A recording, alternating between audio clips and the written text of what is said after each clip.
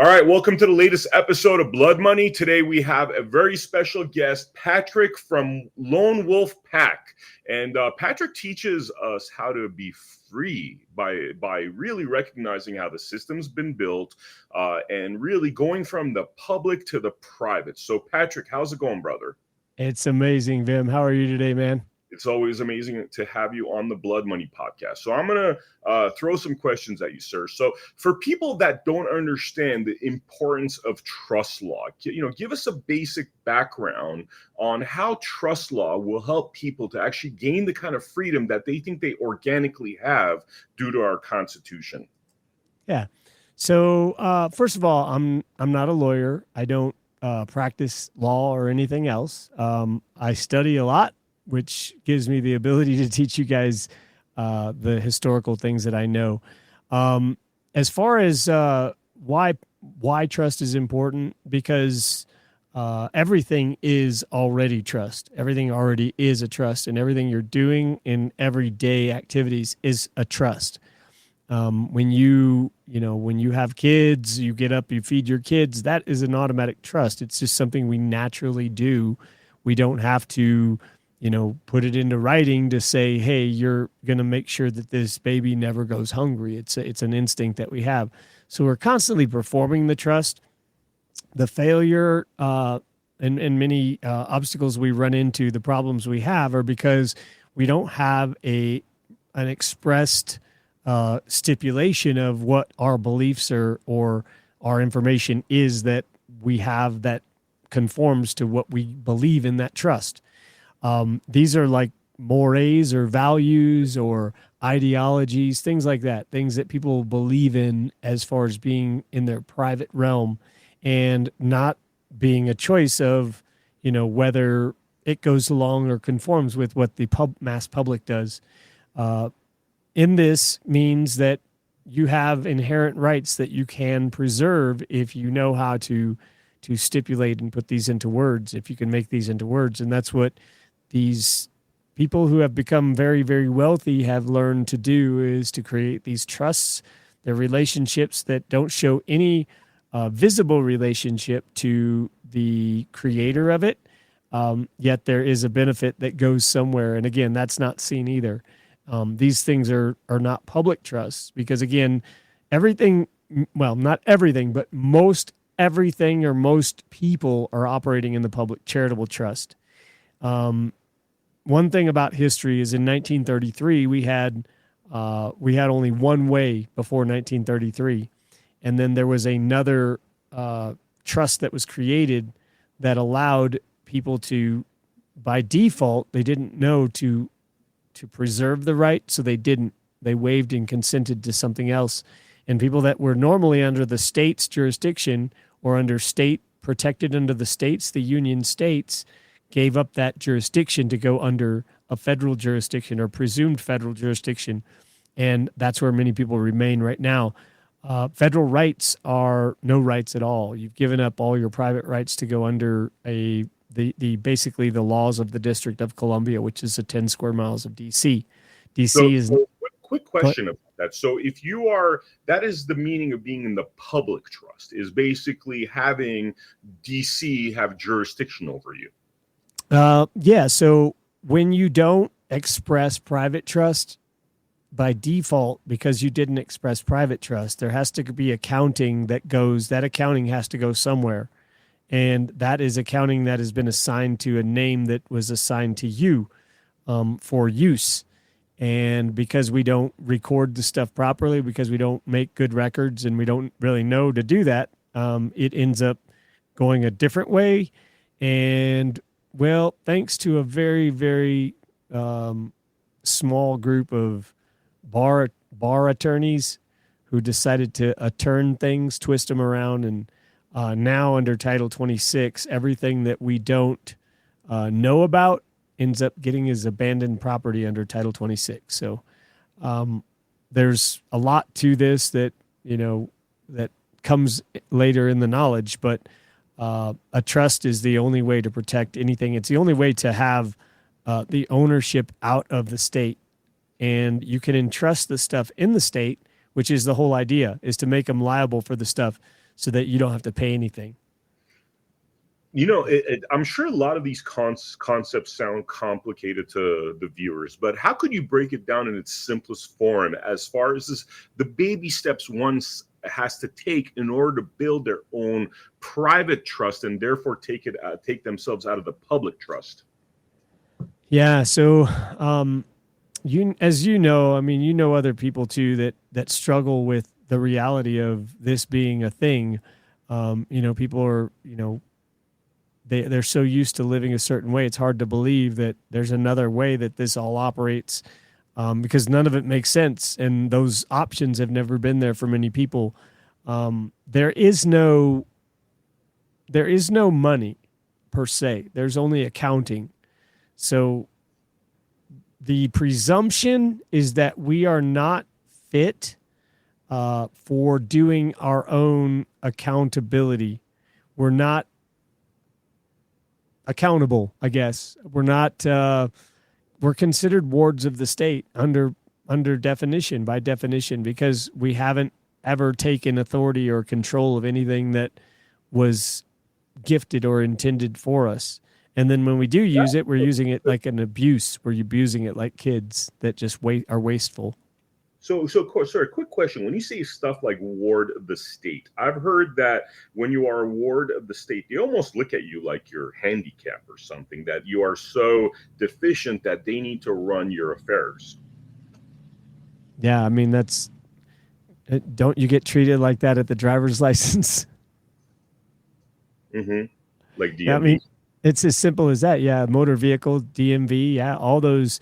They treat you like that because that's what it is. I mean, it really is. You have no idea. When you walk out of there with a title, that's pretty clear you don't know what you're doing, because you should never walk out of there with the title. It's not your title. It says it's theirs. So why are you taking it home with you? So the way of them putting a title upon you is a way of them infringing upon your rights. Would you say that's accurate? Well, a registration is a surrender of property. Anytime you register something, you're giving up ownership of it. You just gave your rights down to somebody else and you took a diminished position in anything you register. Registration is for enemies of the state. They have to register their property so that they know where the enemies of the state are and what they're doing. So are you saying that by going through the public trust, most often you're looked at as an enemy of the state? There's no other way to do it. You're either in the public charitable trust or you're private. That's it. That's the only two ways. So if you don't know about it, then you by default fall into that category of being classified as an enemy. And that was done in by Executive Order 1933. That was the second doing by FDR, and that created under Title 50 the Trading with the Enemy Act, so that it wasn't just because before it used to be where people born in the state were separate from federal citizenship, but then when he signed that, put the pen to the paper, that was the day of consecration. When he said a day of consecration is a donation of something to a higher source is what it is. So you look up that word, it says consecration. So we're going to give this to a higher source. So we're automatically acquiescing and saying, well, you're mightier than I am. That's what we're doing. And everybody got put in that position saying, oh, you're mightier than I am. So now we're all lower than we're subordinate to. We stand under that particular statement. And we all become liable because we never opted out and we didn't know to. But that's why, when they say day of consecration is a papal term. It's a papal term. It's a Vatican term. And there's a reason why, because they were literally taking all of the titles to all of the people and they were putting them into a public trust, and people didn't even know about it. They had no idea. Overnight, boom, just like that. There was all these people that changed their status. Didn't even know it. Wow. So now to get out of that public trust, that is obviously and infringing on people's rights and freedoms. Tell us, and for the viewers out there, it's very important that people register to Patrick's classes, because this is more of a kind of like your bullet points, your basic bullet points. But there's so much more to this. But we're going to go over some of the broad strokes here. Now, the first step that one needs to take is changing their name. Is that correct, Patrick? Yeah. Come out of her, my people. So you guys are literally borrowing an estate. That name was supposed to be temporary. It wasn't supposed to be a permanent thing. It was a temporary name because they have to have something or some title on there to be able to give accounting to that. And mom created it for your intent, but she didn't know to specify exactly what it was for. She didn't have a trust in her hands. So she didn't know. So they couldn't say, oh, well, this is what the baby goes by. So they said, oh, well, the baby goes by our stuff because it doesn't go by his own private stuff. And that's just the way these all happen exactly the same way. Just by default, it falls in, and then you just fall into place, and it continues that way. Wow. So first you change your name, and you're changing your name really from this fake corporate name. I've heard things like this is a dead company name, so to speak, which could be, for example, my name is Vem Miller, but Vem Miller in uppercase is some dead corporate name. So I would basically then go and register my name, wrong word. I would change my name to Vem Miller in lowercase. Is that the way it happens? No. So here's what you're doing. They're literally going over to another leasing company. Everything you're doing under that name that they created in all caps is their name.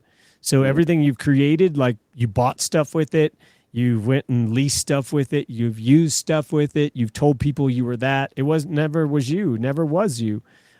You're not a name. We're spiritual beings, but we just happen to be stuck in this awkward physical world.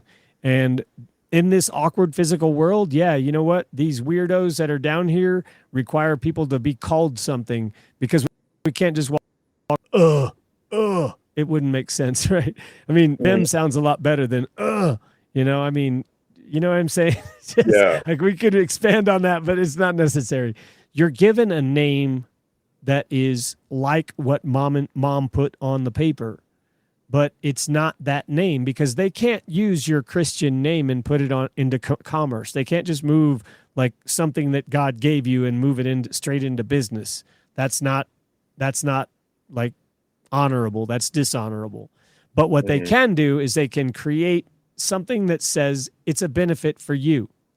And it really is a benefit for you. I mean, thinking of it, if you just really think about it, if something happens to you, you're going to get hospital care. You're going to get taken care of. Now, whether we consider that good or not, I mean, that's subjective. And that's kind of our own fault, because what we've done is we've let the people that are in control of that stuff have the control over it, to where now they're just our bosses. They control us, and that's not the way it should be either. We are in a public charitable trust, and in public charitable trust, it says that you're not okay to be making your own decisions. You need someone else to do that. And we reaffirm that decision with the application for Social Security, because we even go in deeper and we say, well, we have this estate, we can't control it, but now I need more help, so go get the money for me and help me out with money. And they go in that, and they're like, okay, now since you need help with money, you clearly cannot handle it on your own, so we're going to lock you out of it. And that's a Social Security. So this trust, this public trust, is written under the pretenses that it's really helping public, but when the public doesn't know about it, and a certain amount of people lose control of the use of what the money's for, then it becomes just a donation for something, and then no instructions with what it goes for, and that's where it becomes corrupt. So we have the control over all this stuff.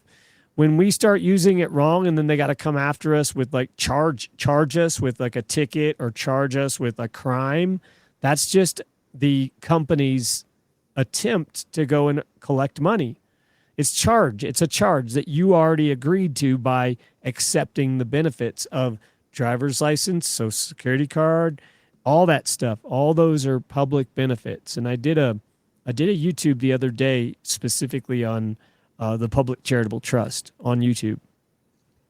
Wow. So it's almost like if you're taking what seems like they're free stuff, if you're taking their benefits, you're essentially acquiescing into this public charitable trust system that seems to deal with their members almost like their children incapable of making their own decisions. Yeah. So corpus juris secundum, if you look up American jurisprudence second under guardian ward, you'll see guardian ward relationship. And it specifies that when we are like all of this stuff that you bring, when people bring these accounts or these lawsuits into court, those are a ward going to his guardian to complain. That's all it is. It's a complaint. And by going and applying at that or registering or signing up for the original lawsuit, you're submitting to go under that particular jurisdiction under guardian ward relationship. And many times they require you to get a attorney, which says that you're incompetent of handling your own affairs. And that's really why they can't send you to prison without an attorney. You cannot go to prison unless you have an attorney appointed for you, because they have to be able to sign off and say that they agree to go to prison because they're doing it under power of attorney. Wow. All right. So as we discussed, first thing is the name change, changing it back to your Christian name. Is there any more details you'd like to give about that topic? Well, it's it's critical that you know what the details are. I mean, the law only recognizes a first and a last. It doesn't recognize any middle. And I come from a Mexican family where you have like 15 names. Nah, you got to get rid of those, because that was something that was created, and it was confusing, and and then it became a side thing that people did, and it actually it provided that, well, more confusion in the jurisdictional question, because if a state owns a name that's in all caps and you have 5 of them, then you're under the 5 different jurisdictions of that name. But if you have your own Christian appellation, and it's pretty clear, it's not your name anyways. People need to understand that. This is not your name. We go by a sound, instead of going, we go by a sound. That's all it is. And you're just creating another vehicle that's not made by the corporation. The corporation made that name. So if you don't want to have a name that belongs to a corporation, some people do. This is another thing too. We don't talk about this very often, but we always presume that everybody wants to remove themselves from this situation. And some people get into this and they start it, and then they say, oh, no, I don't want to do any of that. And so they're better off as wards. I mean, quite honestly, I'm not disrespecting anyone. It's just some people are not equipped to handle their own affairs. And they need that, which is why this was a thing in the first place. It just happened to fall into a very comfortable situation where they offer all kinds of benefits that are really hard to say no. Like, hey, do you want to take a month off of work and we'll pay you $1,500 for the month? Or you can just say no. I mean, that's kind of tempting, but when you learn what's behind it, like you're just creating more debt, and all that credit is yours anyways. So they're asking you to basically give them permission to create a contract for you whereby you'll hold more liability than you really have. And because we don't know how to do it any other way, we agree to it. That's really what everything comes down to. All the benefits and things they call benefits and privileges. These things were supposed to be roads and bridges, stuff that benefited the public, like orphans, widows, homeless shelters, things like that were really benefiting public people. But when they see all that money come in and they think, well, we only have this much in demands, we have all this money and only this much in demands, well, we have a surplus. And so what do they do with that? You guys can look up the CAFRs, Certified Annual Financial Reports. Every municipality has it, and there's billions of dollars in these CAFRs. They say all of these municipalities are going around saying how broke they are, how broke. We're so broke. We need this money. We need to raise taxes. And there's billions in these CAFRs. but it's abandoned property and people don't even bother to look, so they don't know it's there. And then they don't tell the people what to use it for. So it just sits there and people get rich and we wonder why we're being controlled. Wow. Wow, that's some interesting information, man. So essentially, it seems as though these benefits, these things that we think are, free, are actually, they bear a very heavy cost and burden upon us. Yeah, well, there's many ways that I've tried to describe this, but I would say that it is appealing because there's no effort that is required. You're not required any effort. And that's very tempting to a lot of people. Like, I don't have to do anything and I can get this. And that is a misperception because there's always a cost that comes with this stuff. And many times, quite often, the cost is not even remotely worth what the exchange of the benefit is. I want to give a great example, and that is bring it back to those of you who have been convicted of maybe a crime, something small, and you're required to, or maybe even a divorce situation. That's quite frequent too, where you get into a divorce situation and then they want you to go and make a like reconciliation services or mediation services, or like you have to become reacclimated to your own progeny. That's kind of weird, isn't it? I mean, you were never really acclimated to them other than they're your blood in the first place, but then they have this service. This service is created from the creation of a problem. David Icke does a very good exemplification of this, but he talks about problem, create a problem, create a solution, and then you become necessary. So out there is emergency powers that we're under right now. So create an emergency, right? Create an emergency like a fire, forest fire, or create a gunman goes and shoots something up, or maybe a bomber somewhere. All of these different things are emergencies. They're just pop-up emergencies. Many of them have been dispelled as far as like the government has been busted.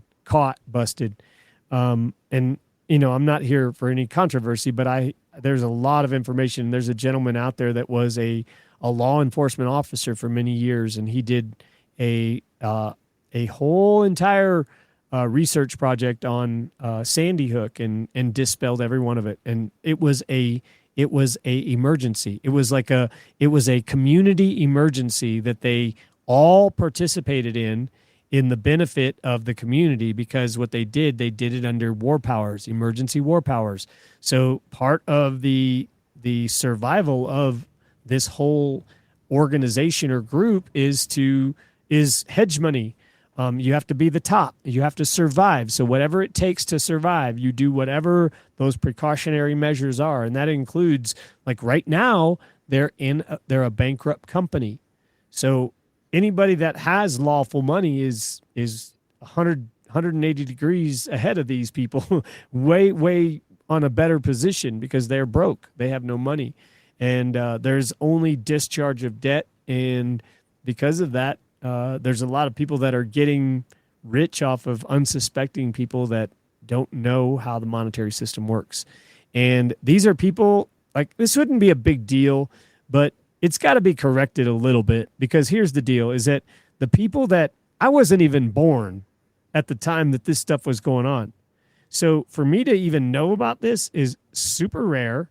And it had to, like, what happened was, well, I was arrested and I was locked up in a cage. And that's how I learned about all this, because I knew that there wasn't going to be like any justice about this. I know how this stuff works. You never get any remedy until after you're done paying the price. So after you go and pay the price, then you can go back and ask somebody to give you remedy. Well, that is not a way to live, folks. We should never be living by anybody else's way of telling us that we have to go about doing things, especially when they took the money. Okay. If somebody took the money away and says, okay, look, we're going to manage your money. So while we manage your money, then you need to go keep busy. Okay, well, if I'm going to keep busy, then I'm going to keep busy with what I want, because when you take the money, that means there's only accounting.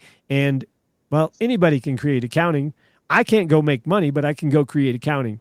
And that's what we learn. We learn that there's only accounting, and there's those that do the accounting, and there are those that don't do accounting. And if you're not doing accounting, then you have a whole private ledger that's not getting any billing, and you're not getting any credit for the stuff that you're doing, because you're just letting your labor go to waste. Your labor is your time. And if you're not turning it into the trust, then you're not going to get paid for it. And so instead of creating a trust and doing that ourselves, we go out and seek a contract, because that's what everybody tells us. Go get in a contract. Go get in a contract with a company, because then that's your career. Well, they don't tell us that you have a choice between a career and a vocation. They don't tell you that you can have a vocation and you can have pretty much unlimited whatever you want. I mean, the amount that they have set is beyond what anybody can, like. I mean, you would really have to be living up like high on the hog to spend everything that the accounting allows. But you have to know that these things were intended for your use and how they got there. And you have to know the intricacies, like, did mom sign something? Is mom's liability on there? Is mom alive? Some of this stuff can be corrected. I mean, all of it can be corrected with or without mom. Just like, I was telling somebody else the other day, they had a criminal record. Well, that's not your record. It's not your record. You can't be a criminal. It's impossible. You cannot be a criminal because you are not a member of that group, except you didn't know that you weren't. So, and I'm not saying that there aren't people that aren't criminals, okay? Anyone that goes out and harms someone's life, liberty, or property.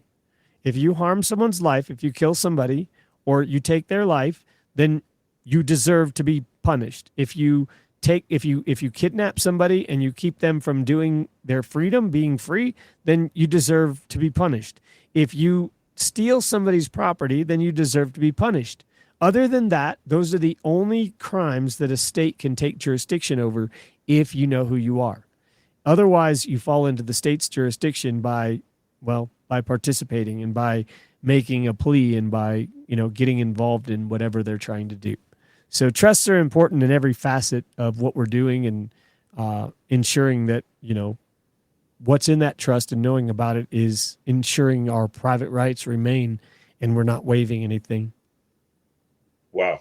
Okay. So after the name change is done, what are the steps that you recommend in order for people to get out of the public trust and to build their own trust? Well, the most important part is clean hands. You have to come in clean hands. Clean hands means giving the proper notices to the proper parties that you have been doing business with. Who did you create accounting with?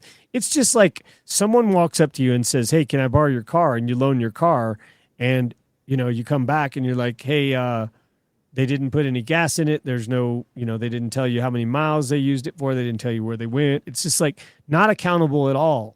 And as long as we're accountable, then we get credit for what we do, but we're not taught to be accountable. So we skip over it. And then we say, well, we didn't know we had to do that. Well, that's the only way that you can be accountable. And the only way you can know that is just by start being accountable, because no one's ever going to tell you and say, hey, like, I'm going to tell you, because I'm going to say, hey, there's a way you can be accountable. There's a way that you can go and do this, that you have more authority to do stuff. And there's a way that you can live without having to go and do the things that everyone tells you have to do.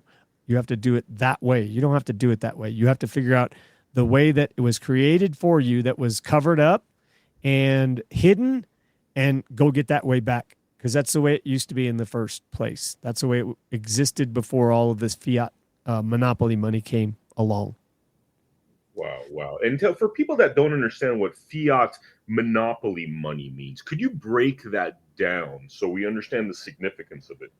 Yeah. So in the time where there was only lawful coin, where the states were creating or the money was being produced in lawful coin, gold and silver, people would walk up to a window with a weight of gold. They would weigh that gold and they would give them a certificate in exchange for that gold in the amount that that gold weighed or that silver weighed.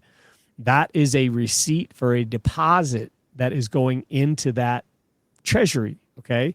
So with that receipt, because when they took away the money, they didn't take away the receipts. All those receipts are still sitting out there. In fact, you can go on eBay and you can still buy all those receipts that are still connected to lawful money. That was actually somebody walking up to a window, turning something in and getting something in return in exchange for it. The receipt, okay? The receipt is the proof and the evidence that this thing exists. The money never went away, so we can still discharge with silver. It still exists, and that's exactly how trusts work. You put something of lawful value inside of a trust, and then you can use that to handle in trust the accounting so that things can be zeroed out, because all there is accounting. There's no money. Does that make sense? Yeah, totally. So, all right. So tell us some scenarios here where once you're out of the public trust, how does one's life change and improve? Whoa. Okay. So, well, no one, I don't ever get bothered. I don't ever I don't know. I can't tell you. Hard to say. I don't ever get pulled over. I don't get pulled over. I don't. If I did get pulled over like a couple of years ago in another state, and I literally was in the process of working like details out, figuring some of this stuff out, and the final parts of it. I called up the clerk and I gave her all of the information and what I knew, and it just, my knowledge, literally like regurgitating. Here's what I know, what happened. Here's what I did. Here's what I'm aware of. I want to remain in honor. I want to have clean hands. I want to come in good faith. I don't want to, do anything that is dishonorable or disrespectful to anybody. I want to just be left alone, and I want to take care of my business. And so I let her know that, and then I went to follow up with it about 2 weeks later, and the other clerk that I called had no idea that it even existed. She says, "No, we don't even have you in the system." And that's what happens. That's literally what happens when you call them and you explain what your position is, that you are not, what they presumed you to be. And there were other things too. There was, when I originally left, I signed the ticket a certain way. And I did that so I could express trust, so that later on that was preserved and I could go and assert that to her later on. So it's knowing like certain things, to do these things. And once you do them, you set it up for yourself to open up other doors. And there's other options that you have. You just didn't know about them. There's a lot of other options that you guys have. Wow. Now, we've heard this. Essentially, we've heard that by doing your own accounting through private trust, that all of a sudden issues of money disappear. You find out there is no money. You find out how things work. Could you give us a little bit more detail about that? Yeah. So a trust is when you put something in someone else's hands to handle for someone else's benefit. You guys are out there signing things, and that's granting the credit. So you're grantors of all that stuff, but you're not giving any sort of idea of what you want to do. You don't even know what you're doing, honestly. You don't even know what's being issued. You just know if you sign there that something happens after that, or that's what they tell you need to do. So when you start learning what that does, you can start controlling what that is. And when you say, hey, I want to have this delegated for this purpose, well, it's pretty clear what your intent was before you did it. The only way that you are ever taken advantage of is when someone has the wrong presumption and you fail to speak up and clarify that presumption. And many people, there's a lot of elderly people that are taking advantage of that because they don't know how to speak up. They're not taught to speak up. We're taught to go and we're taught in every way to be victims. We're taught to be victims, Vim. That's just all it is. I mean, 99.9% of these people, if they would just stop being victims, all their problems would go away. Seriously. Because you can't ever, and this system knows this. This system knows that as long as you're a victim, there's no fixing anything. because you're too busy being a victim. You got to go tell people your story. You got to go share. You got to go get other allies to side with you. You got to go put all this energy into something that they know is not going to be any fruitful, because it's ultimately their decision. And everything that is happening that's bad to people is happening in law, because we're under emergency powers. So, well, when the law is suspended, the only remedy you're going to have is inequity. That's why I teach what I teach, because I went to prison for something that I didn't do. And if I would have known that this existed, I could have solved it before I sat in that place for as long as I did. I don't regret sitting in there. I mean, every single thing that I've learned has been, like I'm telling you, some of the books that I read that put me in touch here have nothing to do with equity jurisprudence or this lone wolf pack or anything at all. But it literally made me wake up and realize a lot of this stuff that was happening. And there's no other way. I don't think I would have, I went from being in the custody of a military officer in my family. My father was a retired military officer. And so I never had any control of my life there. And then I went straight from that to incarceration. So seeing that and then going out and seeing the world right after that, like, whoa, hey, you have choices? Like I saw something 180 degrees. It's like I didn't even see the same world anymore. And so I think I recognize that because a little bit more than most people. And that's why I can see these things with what I call equity eyes. So people in America expect to have constitutional rights, but you are saying that America for a very long time has been under emergency powers, which essentially void one's constitutional rights. Can you talk a little bit about that topic? Yeah, so let's talk about the root. Let's talk about the root first. So a constitutor is one who passes a debt to another. So do you have a right to have a debt passed on to you? Yes, you all have the right to have the debt passed on to you.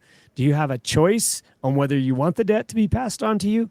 Absolutely. You have a choice on whether you want that to be used to be passed on to you. Do you have a choice on whether you want to participate and use your credit to pay for things to the United States and create another contract to pay them again to help them reduce their bankruptcy? Yes. So we all do have constitutional rights. If you want to go into that bankruptcy, then you have to go under those constitutional rights. However, right now, and those are diminished rights from your God-given rights. Like God didn't say you have to go put your gun outside of your holster, right? He doesn't say that. God doesn't tell you that. God doesn't say you have to be in by 10 p.m. God doesn't care. It's only a corporation that cares. So what I'm saying is that we've diminished those rights to go under a constitution, which is a debt. So the constitutors were people who passed the debt on to us, and we accepted that debt if we want to. It's a choice. Okay, there's a equitable principle called subrogation that allows you to you pass that debt on and become secondarily liable to the original debtor. And that's what we're doing. We're giving you guys, showing you how to do that. And to make the record, it's all about coming in clean hands, and there's steps that you have to do. But the trust that we're in is the Constitution. That is the in God we trust. There's no real rights per se in there. There's not the rights that you're thinking of. You can't go do what you want to do. You have to do what's in the Constitution, which is a corporation. And that's because you joined by registering that certificate of yours with the company and saying, handle my estate for me, because you didn't put it into your own estate. And so now that's exactly what they do. When they pull you over on the side of the road, they see, give me your ID. When you hand them their ID, then you're saying, I'm not a part of my trust. I'm a part of a public trust. You give them the public trust ID, and now they give you the public trust debt. They pass the debt on to you. They're constitutors. That's what they do. They pass the debt on to you. So that's where you have a constitutional right. You have a constitutional right to pay that debt that you agreed to pay. And so those constitutional rights are not what you think they are. Your rights are actually before the Constitution begins, and that's in the conveyance of the land. But we don't even know that either, because nobody owns any of their houses or their property. They're listed as a tenant on their mortgages.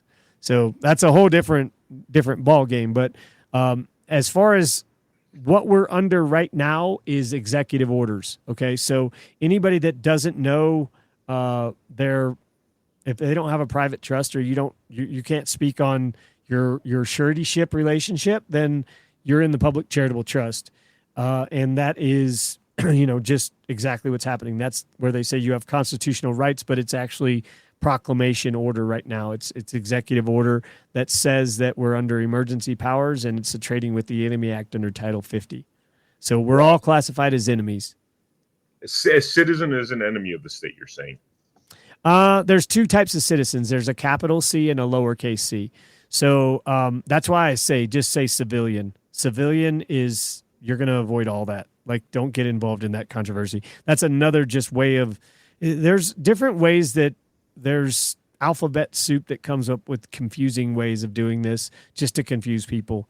So just say private civilian, you'll be good. You were talking about that you don't get pulled over, right? But it sounds like if you get pulled over, you have a specific way of dealing with the police. You're saying that if you give your license, you're basically acquiescing to the public trust. So take us through that, okay? Why don't you get pulled over? And if you did get pulled over, how would you deal with the police officer that's different than how we're traditionally used to dealing with the police officer? Yeah. So, okay. So, well, I'd say the first reason I don't get pulled over is because I don't do anything that's going to get me pulled over. Like, don't create any attention. Just like I mind my own business. I just take. If in this particular case we be pulled over, I was going 60 and a 35 over a bridge in Florida. I was going over like one of the causeways there. And I wasn't paying attention. I was going down the hill, and I just, I just spaced it. So this gentleman pulls me over, and one of the things that people need to make sure that you're doing is you give notice first. Okay, you give notice of what your position is. If you're giving them an ID, you need to make sure that you're giving them an ID under what position. Like, are you that ID? Is that who you are? Or is that the only ID that you have so that you can maintain compliance? It's knowing that stuff. But I always say, and this is just a good rule to have, is before I answer any questions, I want to make sure that I'm being treated under private civilian due process. And as long as you're being treated under private civilian due process, everything else is military jurisdiction. So they're doing this under military. As long as you opt out of military, then the only other one is civilian due process.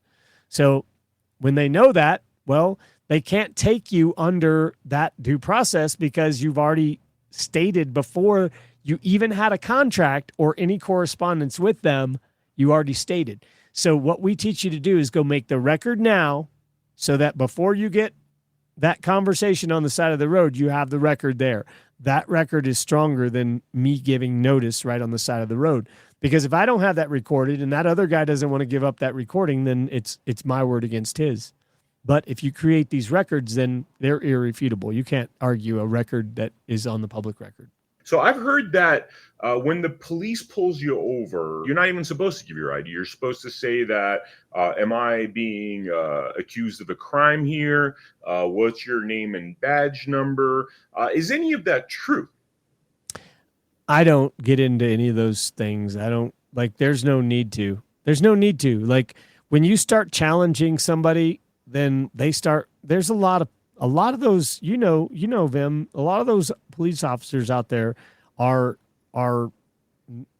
traumatized people. They're still people that are traumatized. And that's why they get into some of them, not all of them. Some of them are really, really good people. Some of them are traumatized people. And when you put a gun in their hand, we've seen what happens, and they end up shooting good people because they're just over aggressive on certain things, and it just happens. So I don't even go into that realm where there's any sort of question. I respect these guys.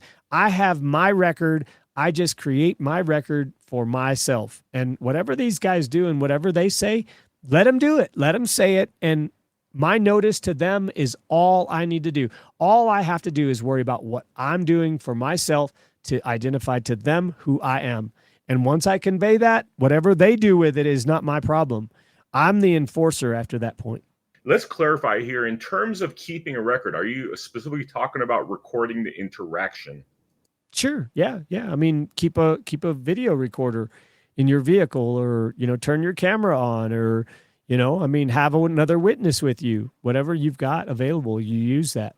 Let's talk a little bit about children. One of the big things we hear is that, organizations like CPS just come and take people's children. And, we have these crazy family law courts that are constantly doing things like separating families, alienating dads, alienating moms. How does this play into this process of trust law, play into avoiding that kind of nonsense?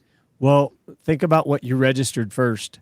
Remember registration? We're surrendering ownership to it, right?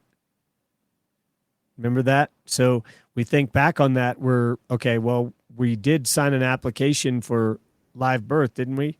So we registered our kids. So we just gave over ownership, and we can't complain that someone's taking our property when we just gave the ownership to them. So if you didn't give ownership, then you need to speak up and make a record of that. That's not what happened. Then you need to fix that.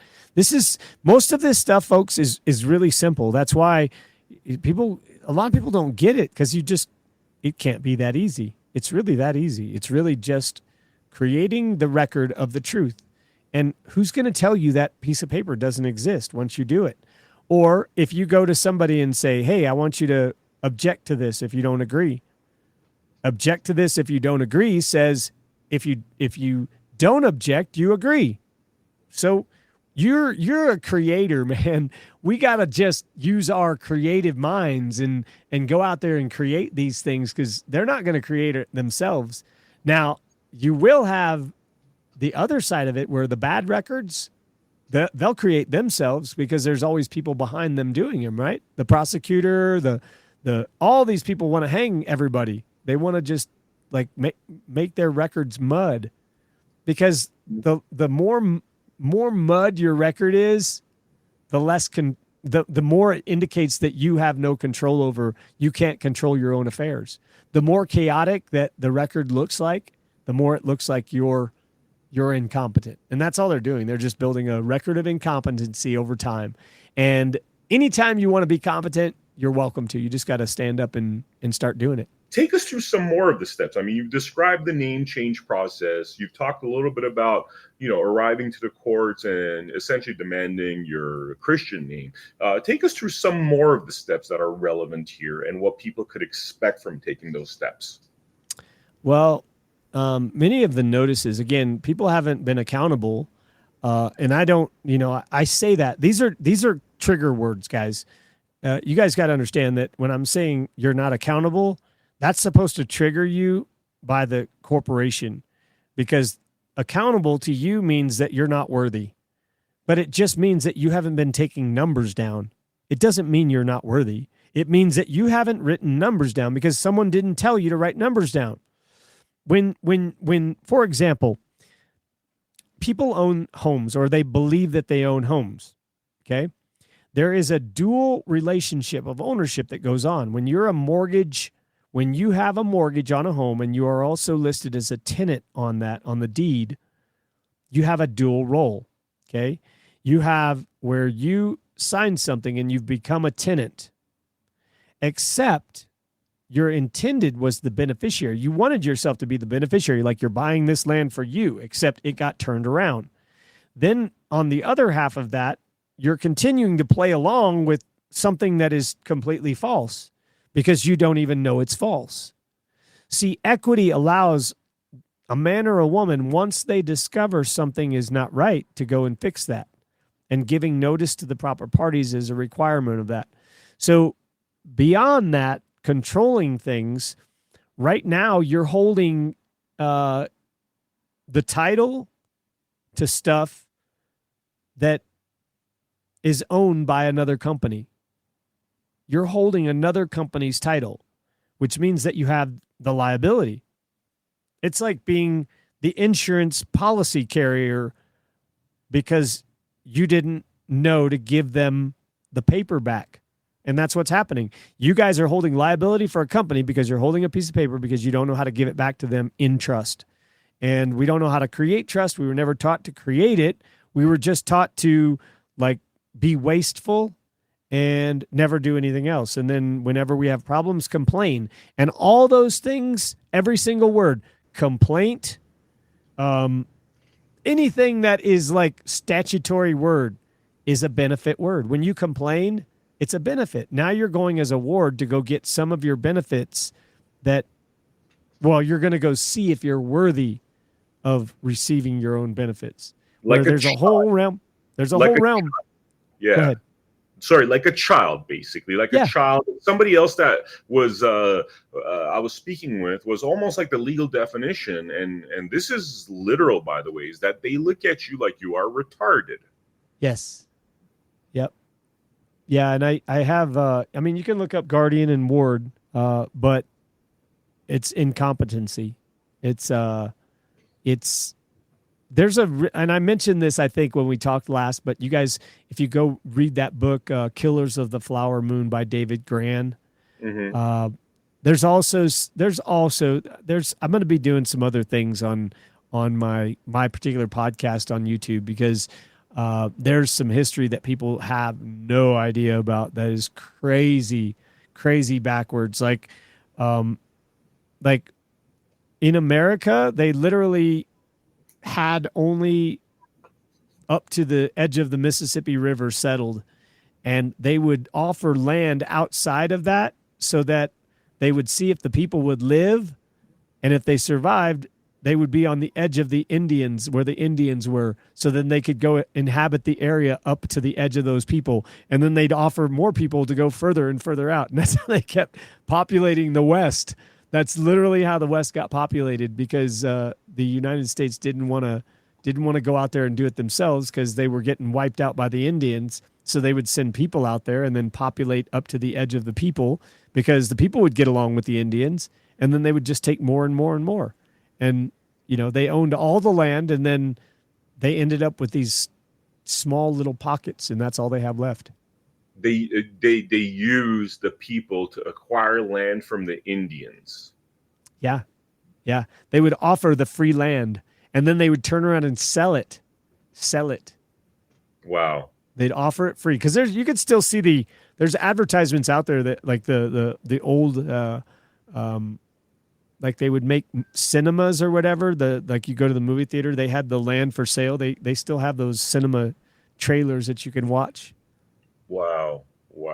Let's talk about usury. I mean, we've heard on this podcast that usury is the great evil that is essentially causing a misery index for Americans because the interest rates on homes are so high. And I've heard that's called usury. And that is what's really suppressing the American people. But I've also heard that when you go into trust law, you are out of that usury system. Could you talk a little bit about that? Yeah, usury is a choice. So let's just look at the root of the word, usury. Like if you want to be used, then there's a price you got to pay. You're going to get used. Somebody's using your money, and that's really all it is you're having to pay a fee on something that is already yours. You have those that are able to figure out who you are have credit that is unlimited for your purposes for that you want to use it for. And those that don't know any better are going to go to places that will charge them or say that this is the system and this is how money works. And if they believe that, then they have to pay that fee that's called a usury fee. I mean, that's really what it comes down to. It's just it's a contractual agreement that says that you don't have the ability to go get your own money, so you're going to use someone else's money. And all it is them going and accessing your account for you and turning around and charging you on a contract to pay it back. Wow. And this being in trust law takes you out of that system. How does it practically take you out of that system? Well, because you have an accounting, it's like let's just imagine this. You have a piggy bank, okay? You have a piggy bank at home, and that piggy bank is all yours. Like, you're using it, you spend stuff that you need, and then someone comes along and says, "No, no, no, no, no. You don't know how to use that piggy bank. You're not using that piggy bank right. It's wrong." In fact, you know what? You've been taking that piggy bank and using stuff out of it and going getting drunk all the time. And because of that, you're not even accountable. You're not worthy. They declared, that's what they did with all of the Indian people. They declared them as alcoholics. Some of them were, but some of them were driven that way too, because, all of this stuff is just chaotic. It's just, you tell people that there's something that they're not, and you can clearly see that you're not that, but you're forced to be that. It doesn't ride well with nature. And people, that's why people, can't, they commit suicide. They just can't handle the differences. There's a friction between what's resonating on a frequency and what they see and is happening, and like people can't handle that difference when they don't understand that. And that's why all of this stuff, Vem, is when it comes down to it, it's really, really sad, because you see all of these events. Okay, you got all of this, and I'm not a conspiracy theorist in any way, but you can go and look up on any state and go look up Colorado cloud seeding. Okay, they have a cloud seeding project that they're doing right now that is giving New Mexico and Arizona. Supposedly, what they're doing is they're blasting the clouds or the weather in the Rockies so that it rains a lot, and then all that will roll down the hill to California and Arizona and New Mexico. That's the plan. That is literally their plan for this global warming stuff. Okay, so they create these situations. Well, there's so much more connected to it. Right now, when you go and create cloud seeding, what you're doing is you're creating these huge thunderstorms that create these like 90-mile-an-hour winds that now cause storms that cause roofs to come off of houses. Now you're creating insurance policy issues. Well, these people have insurance policies because they're wards of the state. Then you get them to go cash out on that. There's no money. There's no money. You're creating the roof being blown off their house, and then you're making them go access their credit through you because they don't know how to do it. And that's the whole, that's what, when this comes down to okay, that's not right. That needs to be leveled out, because that kind of stuff isn't okay for people to do. And there's people that need help that are not getting it. But the idea is to share the knowledge with people, let you become, more aware of that. And then you can start whittling away or just closing off those doors that are allowing access to these things. It's not about, creating hate and saying, somebody screwed me over. That is, again, we're going into victim. We can't get in that. We can't be in that victim mentality, because we're not going to fix anything if we're remaining in that. We got to get onto okay, we're fixers. We're going to fix this. What are we going to create? We're going to create a record that is going to be adequate to substantiate whatever we're trying to make. And everybody's situation is different. Everybody has different obstacles. It's just learning the method of how to do this, how to create a more superior record than what any private company does. Or I say private company, I'm specifically talking about what people call court. I've heard there's foreign grantor trusts. There's different kind of trusts. Tell us which is the most powerful kind of trust and how you attain that kind of trust in order to stop the government from infringing upon your trust. Oh, well, so I'll tell you that irrevocable trust can be revoked. And under the C-Prey doctrine, they can go in and amend a trust. They can set aside a trust. They can do those things as long as the jurisdiction is there.